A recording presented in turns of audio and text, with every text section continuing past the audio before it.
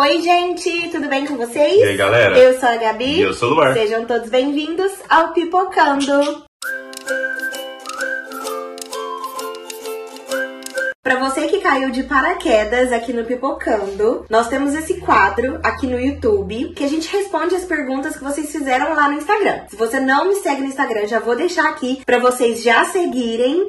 E lá direto, assim, pelo menos assim, uma vez por mês, a cada 2 meses, eu solto uma caixinha de pergunta pra vocês deixarem todas as dúvidas de vocês. Sobre maternidade, sobre Portugal, imigração, trabalho, arrendamento, vida pessoal, Brasil, tudo que vocês quiserem. Tudo. Então, vamos lá. Vamos começar aqui com a primeira perguntinha. Gente, ó, se tiver tremendo o vídeo aí, é porque a Mabela tá andando um pouquinho aqui. A gente tá até no quarto da Luma, né? Primeira pergunta é do Maiker Dantas. Vocês morariam no sul de Portugal? Olha, considerando a nossa realidade hoje, não, né? Não. A gente, desde o início, quando chegamos aqui em Portugal, né, nós moramos aqui na região norte, né, perto do Porto, já tem quase 2 anos, né, que a gente mora aqui. Então, nossa vida sempre foi concentrada aqui no norte, em Esmoriz, a primeira cidade que a gente morou, e atualmente nós moramos em Lourosa, né, que é uma cidade muito perto aqui de Esmoriz, muito perto do nosso trabalho, né, então, assim, hoje a gente não tem nada que nos levaria pro rumo de Lisboa, ali, que é a região sul do país, né? Eu não sei se é porque a gente já tá mais habituado ao clima daqui, as pessoas daqui, as cidades daqui de perto. Então, assim, a não ser que surgisse uma oportunidade, né? Olha, Lumar, vamos supor que lá no trabalho a gente vai, sei lá, precisar de você pra morar lá um tempo, pra cuidar da empresa lá. Enfim, aí tudo bem, a gente... Aí é uma oportunidade pontual, né? Nada que a gente planeje pra lá, né? Mas, por exemplo, vamos largar o norte pra ir pro sul? Não. Até porque na nossa região aqui são cidades pequenas, mais tranquilas, né? Lá no sul a gente pensa muito em Lisboa, então lá tem cidades menores e tal, mas mesmo assim a gente não pensa em ir para aquela região ali, de repente para mais movimento do que a nossa regiãozinha aqui, que são cidades pequenas, mais tranquilas. Eu prefiro sem também. Trânsito. Eu prefiro também. Próxima pergunta é da Bruna Roberta Mendes. A Bruna é minha amiga. Encontrei ela agora no Brasil e ela foi no nosso chá revelação e ela perguntou: quando as fotos do chá revelação ficam prontas? Gente, as fotos ficaram prontas no mesmo dia. No dia seguinte, o fotógrafo já me encaminhou todas as fotos. Eu é que nerdei mesmo em mandar pra vocês, né, os nossos amigos, mas eu prometo que eu mando pra todo mundo. É porque eu lerdei mesmo, sabe? Muita coisa na cabeça, viagem, volta, fotos, enfim, muitas coisas, e acabou que eu esqueci de mandar pra vocês. Mas as fotos ficaram prontas no outro dia, na mesma semana eu já tava com todas as fotos em mãos. Lopes Ana Clau perguntou: o que mais tem sido desafiador na gravidez? Ai, gente, tantas coisas que eu não sei nem por onde começar. Mas assim, a gravidez no geral, desde o primeiro dia que eu descobri, assim, que nós descobrimos, desde o positivo, né? Porque desde já tem alguns sintomas. Do positivo já é desafiador, sabe? Mas eu acho que, assim, a pior parte mesmo é estar longe, sabe? Da minha mãe, da minha irmã, das pessoas da nossa rede de apoio mesmo, sabe? Então eu acho que essa é a parte mais difícil, sabe? De estar longe, assim, da nossa rede de apoio. É o mais difícil, essa questão. Próxima pergunta é da Cecília Lima 11. Gabi, quem teve a ideia de morar em Portugal? Fui eu, galera. Responde aí, amor.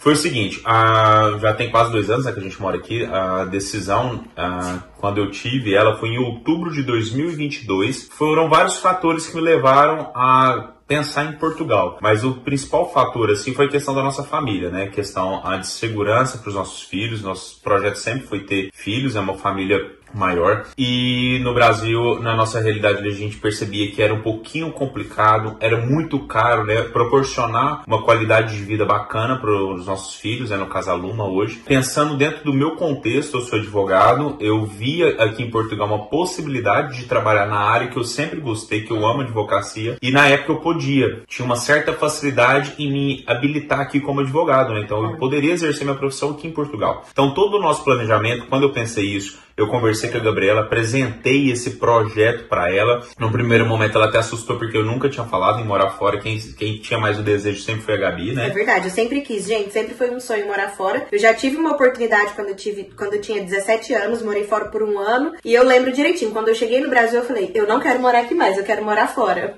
Aí quando eu falei pra Gabi, eu falei assim, amor, vamos mudar pra Portugal? Ela falou assim, não, você tá brincando comigo, o que é? Aí eu falei, cadê meu marido? Aí eu apresentei pra ela o projeto, não foi nada, tipo assim, no sentido de vamos largar tudo, foi tudo muito planejado, né? Vocês que acompanham a gente sempre falam isso, eu estudei muito, planejei muito.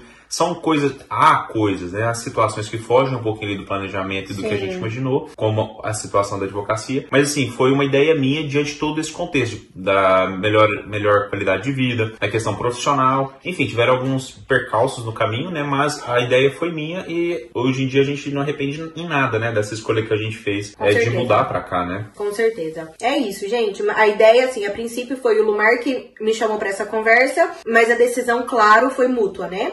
Foi de nós dois. Então, nós dois escolhemos estar aqui. Até porque a renúncia, né? Lá do Brasil, de família, de amigos, enfim, de trabalho, de tudo, era de nós dois, né? Sim. Então a gente tinha que entrar num consenso, vamos dizer assim, né? Com certeza. A próxima pergunta, não vou falar o nome da pessoa, porque é pessoal, tá bom? Olha, ela disse: eu estou aqui com um namorado e ele tá desanimado. Tudo acha difícil e reclama. O que você faria? Eu penso que é no interesse de vir pra Portugal, sabe? Eu acho que é nesse sentido. Se não for, pode me mandar um direct que depois no próximo a gente responde pra você. Mas se for nessa intenção de mudar pra Portugal... Ou de migrar pra outro país, né? Ou pra outro país, que seja, eu acho que vocês precisam andar na mesma direção, né? Vocês precisam sentar, conversar, ver se é isso mesmo que vocês querem. Tem que alinhar todos os pontos positivos, pontos negativos, ver o que vai ser mais benéfico pra vocês, né? O que vai ser melhor pra família de vocês, né? Que vocês estão construindo, enfim, e alinhar. O que a gente não aconselha, né? Um tem vontade e o outro não, porque a chance de dar errado é muito grande.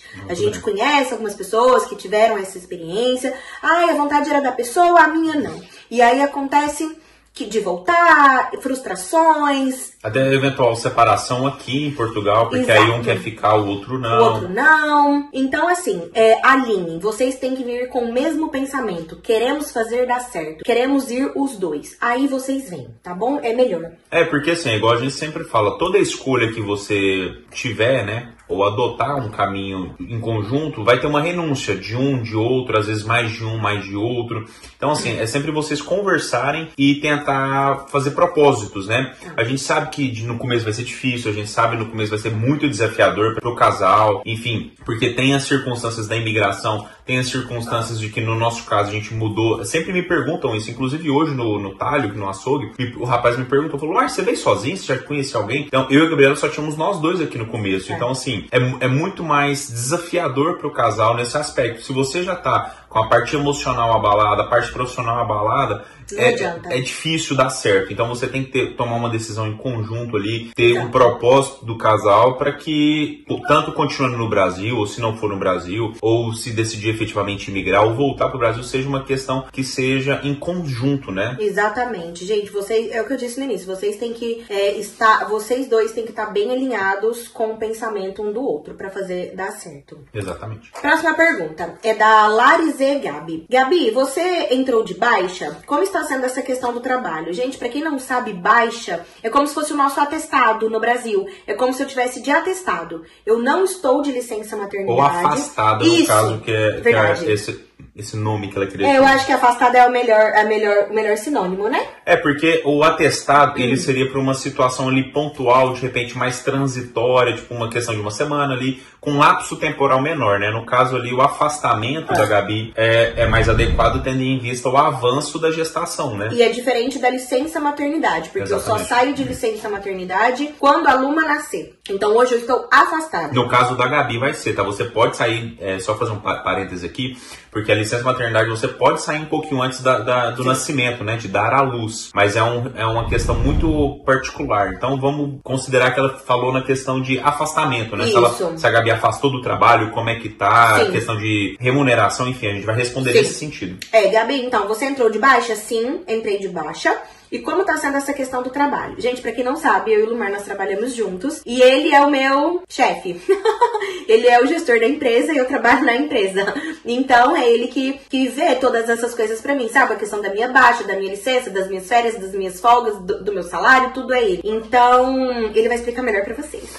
A Gabi, gente, então, a Gabi, ela está de baixa, ou seja, ela foi afastada do trabalho. Por quê? Como a gente trabalha no snack, ela trabalha na cozinha, as características do trabalho ali, elas colocavam a Gabi em risco, não que a gravidez dela seja clinicamente de risco, né? Propriamente o o desenvolvimento ali da Luma, né, que é o nosso bebê, ou alguma circunstância pessoal dela, não é uma gravidez de risco. É o trabalho, mas que é uma circunstância de risco pelo trabalho. Então a nossa médica achou por melhor, né, tanto a médica obstetra, que é o acompanhamento em particular, quanto a médica de família, né, que é o nosso acompanhamento na rede pública de saúde aqui, elas optaram, né, e entenderam por melhor afastar a Gabi, tendo em vista essa circunstância de risco para ela, porque às vezes ela poderia esbarrar em um lugar pontiagudo, a bandeja pode bater, enfim, subir escada, então todas essas circunstâncias proporcionariam situações de risco para ela, então decidiu-se por dar baixa, né, ou afastar ela do trabalho. É isso. Então ela ficou afastada do trabalho nesse sentido.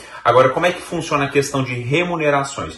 Aí isso é muito complexo, gente. Inclusive a gente pode de repente até gravar um vídeo sobre isso, tá? Focado porque envolve muitas questões do seu tempo de contribuição, quanto tempo antes do seu afastamento, o tipo do afastamento, se você saiu de licença maternidade antes de dar à luz ou não, tá? Então, assim, eu peço até desculpa, porque senão eu vou falar muito aqui sobre esse tema em específico. Mas a Gabi tá de baixa e depois a gente grava um vídeo específico, de repente, sobre essas situações que permeiam ali. Licença maternidade, percentual, quanto tempo de licença maternidade ela vai ter, quanto que ela vai receber. A gente pode fazer um vídeo sobre isso sim, tá bom? Sim, eu acho interessante também a gente focar nisso num vídeo à parte, porque é um assunto muito interessante. É muito delicado, é muito importante para nós como casal, porque envolve a questão do orçamento familiar, né? Claro. Então é muito importante. Devemos pegar a Bebel aqui um pouquinho.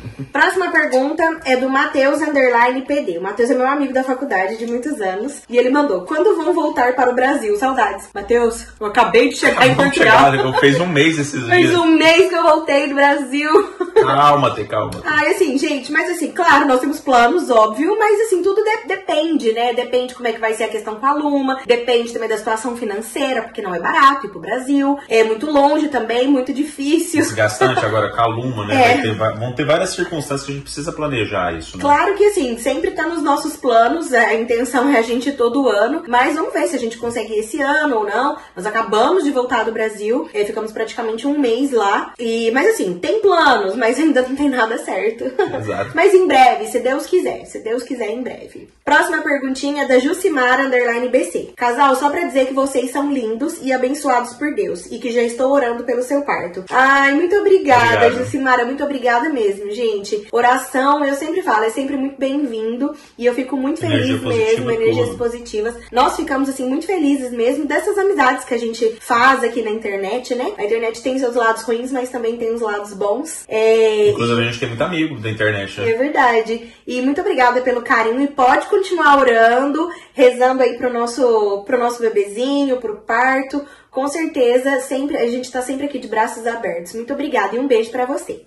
Próxima pergunta é da Ana Cássia. Ainda tá trabalhando na fábrica? Mulher, você não me segue. Não tô já tem tempo. Olha, eu tô acreditando. Vou deixar meu Instagram aqui, gente. Você, mais uma vez, tava aqui de paraquedas. Não me segue no Instagram. Eu vou deixar aqui pra vocês correrem lá a seguir, tá bom? Olha, vamos lá, Ana Cássia. Eu não tô trabalhando na fábrica já tem muito tempo. Depois, só pra rapidinho aqui, só pra você... Só pra te contextualizar. Você tá dando um beijinho na mamãe? Eu saí da fábrica, depois eu fui para um armazém, é quase uma fábrica, mas na verdade é considerado um armazém de acessórios femininos, sabe? A gente trabalhava no setor online ali. Depois eu fiquei desempregada por muito tempo, se eu não me engano, uns 3, 4 meses. Foi 3 meses. 3 meses. E hoje eu tô num snack bar. Um snack bar é como se fosse assim um café, sabe? Um café em frente à praia. Lá nós fazemos refeições, cafés, cervejas e tudo mais. É isso. Então, drinks. Então hoje eu tô na área da restauração, tá bom? Mas isso já tem um tempinho. Continuando com a Ana Cássia, está de quantas semanas? Olha, no dia da gravação desse vídeo, hoje é dia 18 de fevereiro, eu tô com 32 semanas e um dia, né? Exatamente. Ou conhecidos como 8 meses, gente. Porque quando a gente não tá grávida, a gente fica com até meses, né? Mas quando tá na gestação, a gente tem que contar semanas. 8 meses. São 8 meses. E um dia. Então a Luma já nasce agora, mês que vem? Não, gente, vocês não sabem. Uma gestação, ela dura 10 meses. Ou seja, em um mês e meio, mais ou menos, a Luma nasce. Exatamente. É essa a conta. Próxima pergunta, Pri da Costa. Quando a Luma vier, terão que arrendar casa com 2 quartos por causa da lei de filhos terem o próprio quarto? Explica Explica, amor. Primeiro que nós moramos num T3, já é uma casa de 3 quartos. Exatamente. É o seguinte, a parte burocrática sempre é comigo, né, gente? É. O que acontece? Eu não achei nenhuma lei propriamente no diário, enfim, ou até propriamente Constituição, ou alguma orientação nesse sentido, que determina que casal que tenha um filho, por exemplo, no nosso caso, uma filha, tem que ter pelo menos um T2. O que eu achei foram orientações da Segurança Social, que é como se fosse o nosso INSS aí do Brasil, basicamente é isso, nossa Previdência, para que famílias não estejam, ou não, crianças não sejam criadas em ambientes de insalubridade. O que seria isso? De repente, crianças morar no mesmo quarto que os pais a partir de determinada idade, porque a criança, eles entendem que tem que ter a sua independência, tem que ter a sua privacidade respeitada. Por exemplo, se tiver um menino e uma menina, sugere-se que tenham quartos separados, porque a maturidade, a privacidade do menino e da menina devem ser respeitadas. Então, assim, são tudo sugestões, mas também há casos específicos em que há um controle um pouco maior do governo, que seria em casos em que algumas famílias precisem de assistência social. Um subsídio, né? Algum tipo de contribuição, de subsídio. E aí, em tese, o governo, né, a Segurança Social controlaria ou acompanharia um pouquinho mais de perto o desenvolvimento, o crescimento da criança através de frequência escolar, de repente até em visitas em loco, né, na residência da criança. Mas respondendo a sua pergunta, não existe uma lei sobre isso, tá? Eu pesquisei muito sobre isso e caso alguém tenha visto alguma reportagem, conversei com portugueses para poder tentar perceber ali, entender um pouquinho mais essa dinâmica, mas lei até então eu não achei e ninguém soube me falar de uma lei. Tem-se essa recomendação. Sim. E claro, né, se você que está aqui nos assistindo souber de alguma informação a mais, né, souber de caso mais detalhado, deixa aqui nos comentários até para poder nos ajudar, né? Isso mesmo. Como a gente sempre fala, passar informação para vocês é uma responsabilidade muito grande. Então, sempre quando tem alguma situação dessa, a gente sempre pesquisa, sempre estuda para poder, às vezes, não falar bobeira, né, para vocês. Não, com certeza, porque o que a gente já viu de bobeira nesse Jesus amado. Vamos lá. Próxima pergunta é da Rafa Quemoura.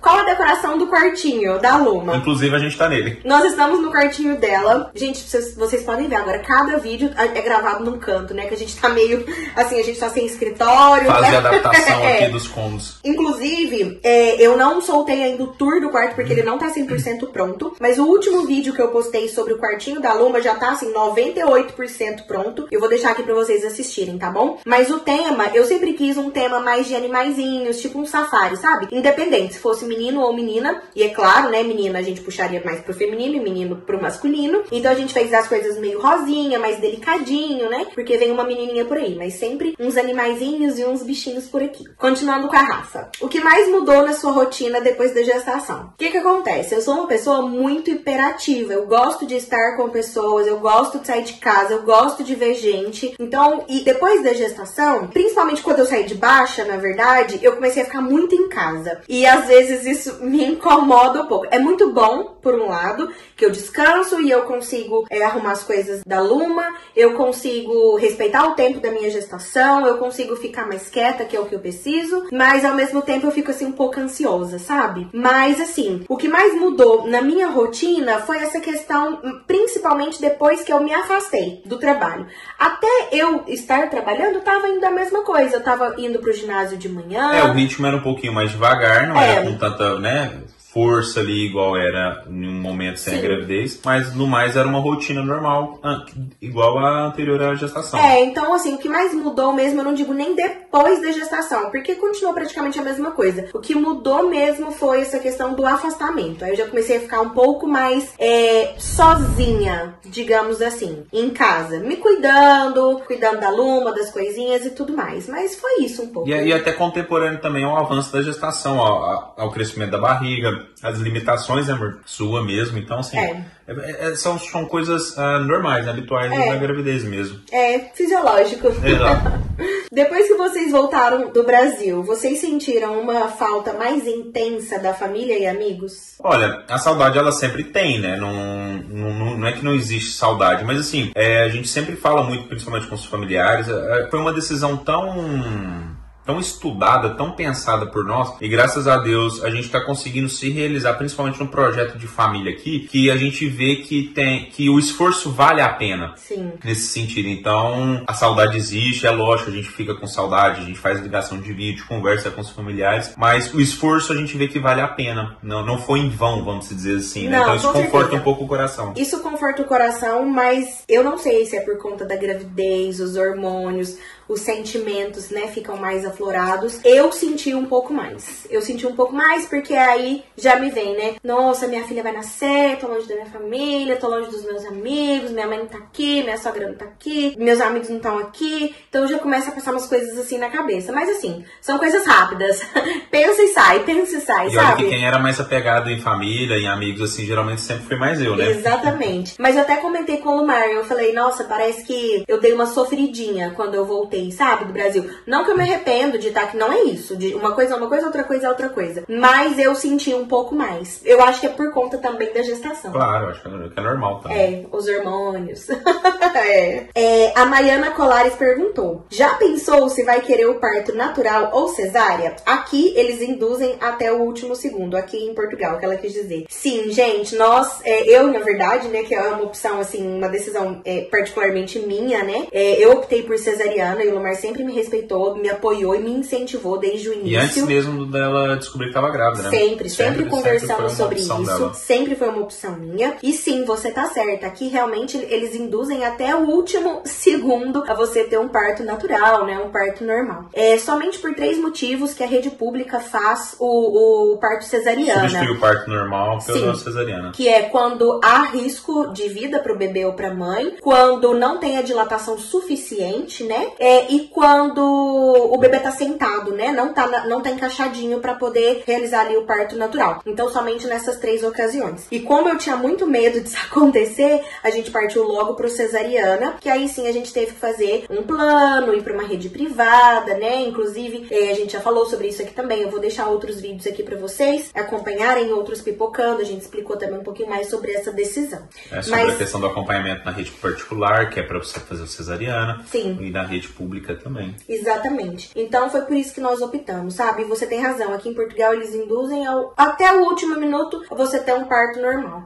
Então você fica ali, às vezes, horas, até dias mesmo, Sim. né? Em trabalho de parto até o seu nenê sair. Inclusive a gente hoje estávamos no curso de pais. E todo o curso de pais, depois a gente fala o que é o curso de pais, é simplesmente para poder te dar uma preparação de todo esse novo chegada do seu bebê. Né? E aí tudo é relacionado ao parto normal. São as contrações de treinamento, tudo relacionado ao parto normal. A professora, que é uma enfermeira especialista, né? Enfermeira obstétrica. Ela nem menciona basicamente a cesariana, só para vocês terem uma noção o quão isso é direcionador para o parto normal ou natural. O curso é muito focado para o parto normal. Mas a opção nossa sempre foi a cesárea, então ok. Próxima pergunta é da Bruna Crivella. Como é o veterinário aí? Viajo mês que vem e vou levar meu dog idoso. Explica um pouco mais do procedimento, né? Porque a gente já teve com a Mabel. Olha, quando nós decidimos lá em outubro de 2023 vir para Portugal, trazer a Mabel sempre foi uma das prioridades, né, que a gente teve. Então, nós fizemos planejamento de mudar para Portugal e em cima do planejamento veterinário da Mabel. Mas então foi assim, nós estudamos como é que funcionava o protocolo para trazer cão, tá? Porque o protocolo para trazer cão é diferente para trazer gato, é diferente para trazer papagaio, enfim. Então você tem que primeiro procurar o protocolo específico do seu animal. Se for um cãozinho, você precisa primeiro verificar a questão da vacina da raiva, você precisa microchipagem, verificar a questão de microchip, você precisa fazer sorologia, que é um exame que detecta se seu animal ele tá com os anticorpos para raiva, tá? E isso tudo depende o quê? De tempo, porque ela tomou a vacina antirrábica, depois de um tempo fez o exame da sorologia, depois de um tempo que ficou pronto. Então, sim, isso não é de um dia para o outro. Foram meses, se não me engano, foram 2 meses, tá? Eu vou pedir pra Gabi deixar o link aqui do vídeo que a gente fez uma explicação muito completa, porque já tem quase 2 anos que a gente fez isso, então eu não vou lembrar os detalhes. Mas, basicamente, é sorologia, trazer com microchip, microchip vinculado à Gabi. A Gabi precisou mandar um e-mail, na época foi o nosso veterinário que fez isso, mandou um e-mail pro aeroporto aqui do Porto, foi quando nós chegamos, por onde nós chegamos, para que os veterinários aqui em Portugal verificassem a documentação da Mabel, verificassem se ela estava apta para entrar aqui em Portugal. Então, assim, é um procedimento muito complexo. É fácil, mas é complexo. E e oneroso. E a questão do veterinário aqui é praticamente igual ao do Brasil, sabe? Nós tivemos que levar a Mabel por emergência, se eu não me engano, 2 vezes. Vou explicar rapidinho. Ela teve como se fosse um torcicolo. Ai, gente, nem sabia que cachorro dava isso. Um torcicolo aqui na nuquinha. Tudo indica que ela gosta muito de ficar debaixo do sofá, debaixo da cama, essas coisas. E na outra casa onde nós morávamos, o sofá era muito baixinho. Então ela fazia um esforço muito grande pra poder entrar. E eu já tinha reparado algumas vezes que ela se queixava de dor quando ela entrava, sabe? Então eu acho que foi por causa disso. Talvez um mau jeito. Um mau jeitinho. Então, nós fomos até um posto veterinário, né? Explicamos a situação. Na verdade, eu liguei, expliquei. Falei, olha, é uma emergência, ela tá chorando, assim. Não anda, ela tá travadinha. Como que a gente deve prosseguir, né, com esse atendimento. Aí eles falaram, você pode vir hoje, tal dia, tal consulta custa tanto, se precisar de um raio-x aí é mais tanto, aí o remédio é mais tanto, tudo depende. Mas, gente, é o seguinte, o que eu sempre oriento, a gente chegou aqui já, a primeira coisa que eu fiz foi veterinário 24 horas perto da minha casa. Primeira coisa, já salva no seu celular. Ainda mais se é um cachorrinho mais idoso, né, pode ser que você, às vezes, necessite um pouco mais de uma atenção especial e tudo mais, né, por qualquer situação, motivo, enfim. Mas assim, é muito tranquilo, sabe? Pelo menos nas 3 vezes que nós já fomos, também 2 foi emergência e 1 foi eletiva. E 1 foi eletiva, pra poder fazer a vacinação, verificar a microchipagem, fazer o passaporte dela. Todas as vezes que nós fomos, graças a Deus, nós tivemos excelentes atendimentos, né? As doutoras lá, as veterinárias foram excelentes, muito boas, muito assim, pacientes, explicou pra gente tudo direitinho o procedimento, e assim, sempre muito atenciosas. Então, praticamente igual no Brasil. A gente não percebeu nenhuma diferença. Não. O que vai diferenciar, às vezes, é o nome de uma doença ou outra, é o nome de uma vacina ou outra. Por exemplo, a questão de preço. A emergência da Mabel, nessa vez que ela teve esse trauma no pescoço, por exemplo, com consulta, o exame, o raio-x e uma injeção ali, o remédio ficou tipo 90 euros. É caro. Mas se fosse no Brasil também não seria nada muito diferente. E isso porque a gente teve que viajar para outra cidade, uns 30 quilômetros, 25 quilômetros. Era uma cidade, era o único lugar que tinha atendimento mais rápido nessa cidade mais próxima, sabe? Então o que a Gabi fala no sentido de você às vezes se programar, chegou, vou morar em tal lugar, já procura lugares de referência, por exemplo, para animar um centro veterinário 24 horas, pra gente um posto de saúde, um hospital, supermercado, enfim, são situações que a gente sempre fala, são planejamentos que você precisa fazer, porque na hora que você precisar, é desesperador. A gente foi uma vez, nessa mesma vez com a Mabel, a gente foi perto lá de casa, só que tava de férias, o veterinário tava de férias, aí a gente, aonde a gente sempre pensou como referência quando a Mabel precisava. Era na rua lá de casa. Agora tá fechado, e agora? Aí a gente conseguiu achar isso. Então, assim, é tranquilo, é muito bom, né? O atendimento é muito bom, a gente não teve nenhuma experiência ruim, mas é bom sempre ter um plano B. Sim, claro. E se você gostar dessa pessoa, por exemplo, que você precise desse atendimento pro seu cãozinho, já salva o número, pergunta se é 24 horas, né? Se você pode chamar caso uma emergência e tudo mais, porque isso já ajuda muito, tá bom? E trazer todos os documentos do Brasil com você também, é muito importante. Com certeza. Do animal. Próxima pergunta é da Kênia. Oi, vocês estão morando em qual cidade? Você ainda tá trabalhando? Nós moramos em Lourosa, que fica no distrito de Aveiro. Pra você se situar mais ou menos, nós estamos pertinho de Aveiro e do Porto. A gente tá entre Aveiro e Porto, mais ou menos. Uma cidade de referência aqui na nossa região é Santa Maria, que é do lado também. Exatamente, Santa Maria da Feira, o Conselho de Santa Maria da Feira. E sim, eu estou trabalhando, estou ativa no meu contrato de trabalho, mas como eu já respondi aqui anteriormente, eu estou afastada, né? Eu estou de baixa por conta da minha gestação. Continuando com a Kênia, tem tour no canal dessa casa que vocês estão morando? Sim. E se você não viu ainda, eu vou deixar aqui pra você já ir conferir, tá bom? É um T3 aqui em Lourosa e é uma casa muito legal. Próxima pergunta é da Samara. Vídeos de enxoval. Ai, gente, eu confesso que eu preciso fazer mesmo.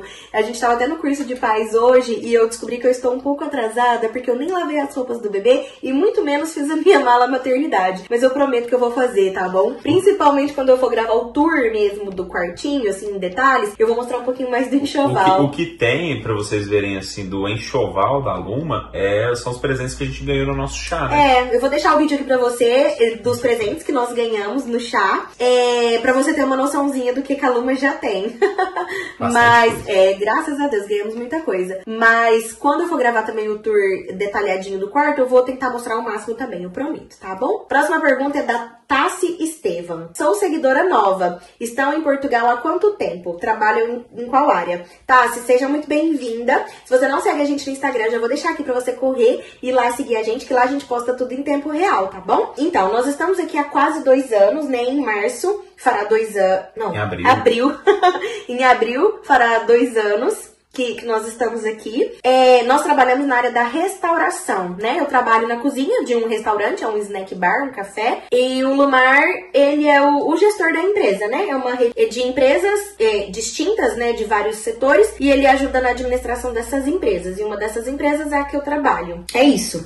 Exatamente. Lá em Esmoriz, é uma cidade onde nós moramos no nosso primeiro ano. Primeiro ano. Exatamente. Agora a gente mora em Lourosa, que dá uns 13 quilômetros, mais ou menos, de Esmoriz. É pertinho. É pertinho, dá uns 20 minutos. Ou e é tão engraçado que pra ir pra Esmoriz, aqui de Lourosa, a gente passa pra ir por umas 3 cidadezinhas pequenas. Ou seja, em 12 quilômetros a gente passa por 3 cidadezinhas. Isso é muito engraçado quando a gente compara a nível de Brasil, porque 15 minutos você não passa, às vezes, nem de um bairro pro outro no Brasil. Porque aqui na nossa região, que a gente fala, não tem trânsito, é muito tranquilo a gente poder mudar tranquilo de uma cidade para outra, assim, é bem legal isso. As cidadezinhas aqui são bem pequenininhas, é tudo muito pertinho. Próxima pergunta é da Jucimara. É fácil para um brasileiro abrir um negócio próprio em Portugal? É tão difícil a gente falar se é fácil ou não, porque nós nunca abrimos um negócio próprio em Portugal. Mas eu penso que em todo lugar, assim como no Brasil, e em Portugal também, tem os seus desafios, né, e as suas dificuldades. A questão da legislação aqui em Portugal, eu falo muito no âmbito da restauração, tá? Porque é onde eu tenho experiência. Tem uma legislação muito específica para determinadas circunstâncias, então é difícil porque a gente não tem conhecimento, né? Então a parte burocrática, às vezes, ela compromete um pouquinho. Não especificamente para a gente ser brasileiro, mas simplesmente pela própria burocracia do procedimento em si. E como nós nunca abrimos um negócio próprio aqui em Portugal, é muito difícil a gente falar também com precisão, né? Exatamente. Mas assim, com certeza a burocracia ela é alta. Próxima pergunta é da Juliana Fogaça. Ai, essa pergunta é triste.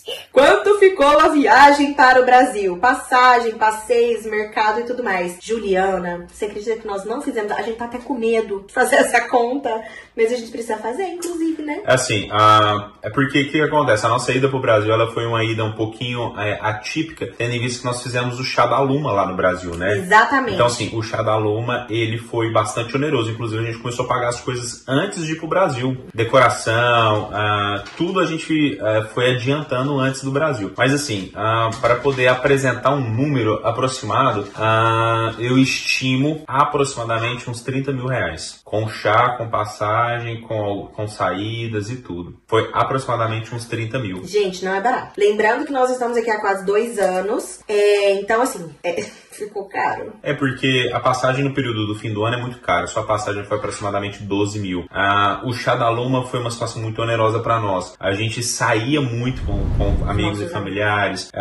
Então, assim, viajamos dentro do Brasil também. Então, assim, e é o que a gente falou. A gente tinha que aproveitar, né? Então, graças a Deus, a gente teve essa oportunidade. A gente sabe que foi difícil juntar esse dinheiro, mas é tudo que a gente falou. É tudo dentro do nosso planejamento. A gente conseguiu ter essa possibilidade, né? Sim, com certeza. Não foi barato, mas valeu a pena, né? E como já tem 2 anos... Cada centavo, cada centavo. Claro, como já tem 2 anos que estamos aqui, a gente não sabe quando que a gente vai voltar de novo, até por conta agora da gestação, a Luma vai nascer. A gente sabe que vai ser um pouco mais difícil, né? Mais desafiador levá-la com a gente, né? Então, assim, a gente decidiu fazer essa viagem justamente pra gente estar um pouco perto da nossa família nesse momento de gravidez. Aproveitamos pra fazer o chá revelação, não foi barato, mas foi uma oportunidade que a gente viu também de reunir ali a nossa família, os nossos amigos, pra poder estar numa situação importante que é a gestação, claro, né? Então a gente fez esse investimento, mas valeu cada centavo. Mas eu não imaginava que era esse o valor, não.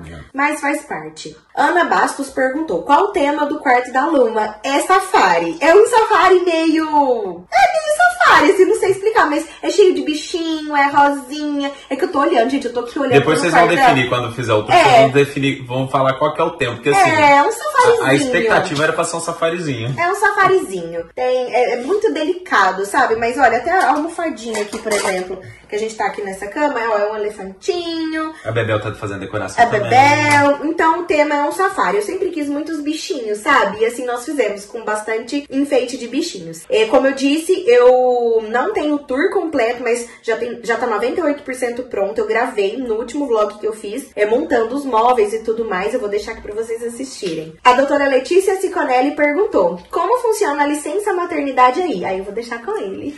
Então, eu vou, como eu disse, acho que teve uma outra também que perguntou, né, sobre a licença maternidade. Mas, assim, é um vídeo que a gente vai fazer em separado pra vocês, mas só pra poder adiantar e não deixar ela sem resposta. A licença maternidade aqui, ela pode ser tirada um pouquinho antes. Eu acho que no Brasil também pode ser assim, antes do parto. E você tem basicamente duas opções: tira antes do parto ou depois, né? Mas eu vou te dar os períodos ali. Você pode utilizar 5 meses da data da sua licença, sendo antes ou depois do parto, né? Você pode utilizar 5 meses de licença maternidade, ou seja, 150 dias. Você pode tirar 4 meses após a sua licença maternidade, que ela pode iniciar antes do parto ou não, né? E o pai pode também utilizar 1 mês, ou seja, dá 150 dias ali de acompanhamento da criança. Ou você pode tirar 5 meses a mãe e o pai mais um, dando 180, tá? Só que vai ter diferença no valor do seu recebimento, né? Da remuneração. As margens ali, que são diferentes, bem diferentes inclusive, mas esses detalhes em específico eu vou trazer para vocês num vídeo que aí eu trago.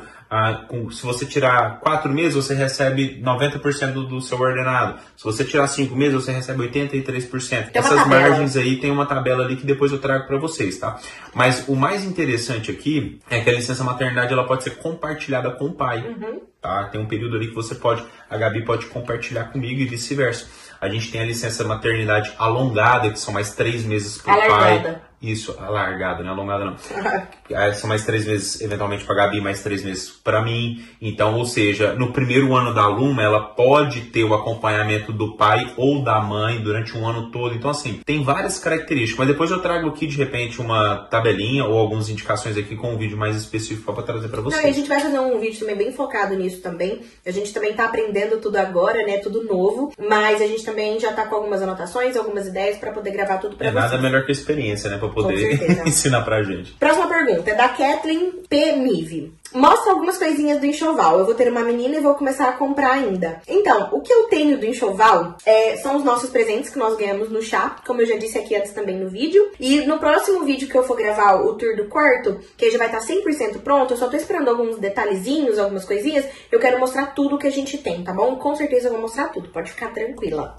E última pergunta, o Edil Santos, ele me mandou no direct, aí eu falei que eu ia incluir aqui no Pipocando. Oi, o YouTube mostrou o canal de vocês, curto muito a história de vocês, muito obrigada. Minha pergunta sou de São Paulo, tenho boa experiência em restauração, como garçom, falo inglês, espanhol, como tá o mercado de trabalho? Obrigado pela atenção. O mercado de trabalho, principalmente na restauração, ele é muito aquecido no verão, sabe? Que é o período do inverno no Brasil aí, porque as estações elas são invertidas.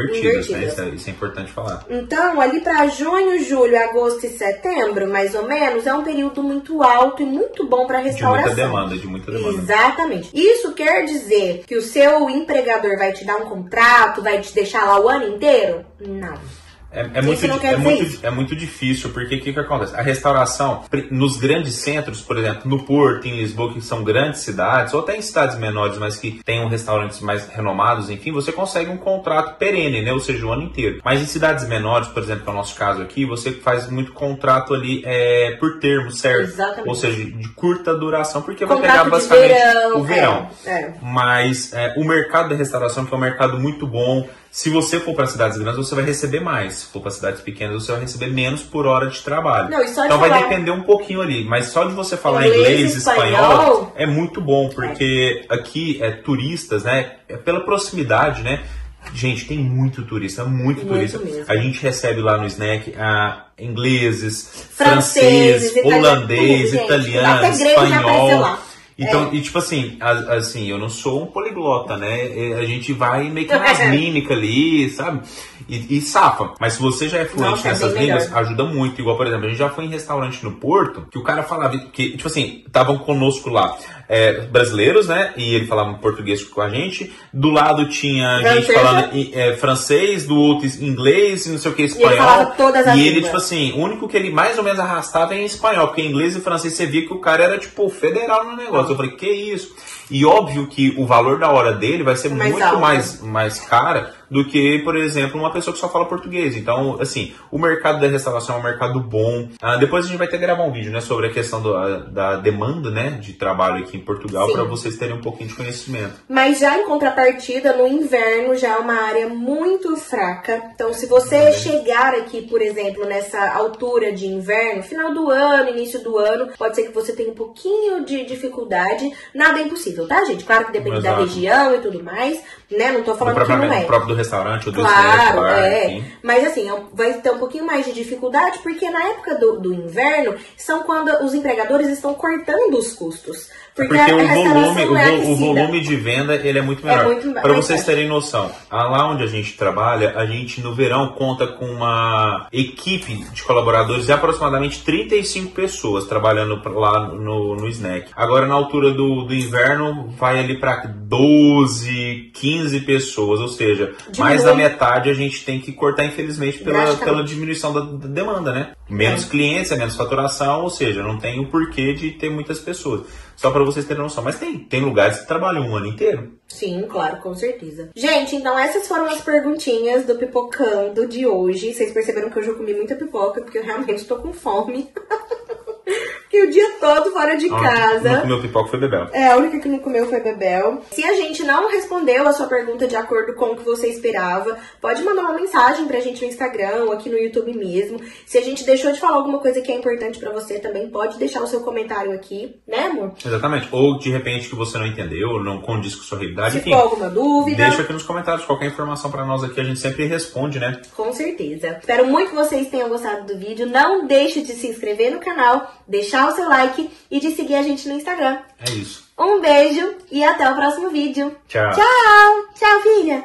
Tchau, Olha, tchau. Tchau.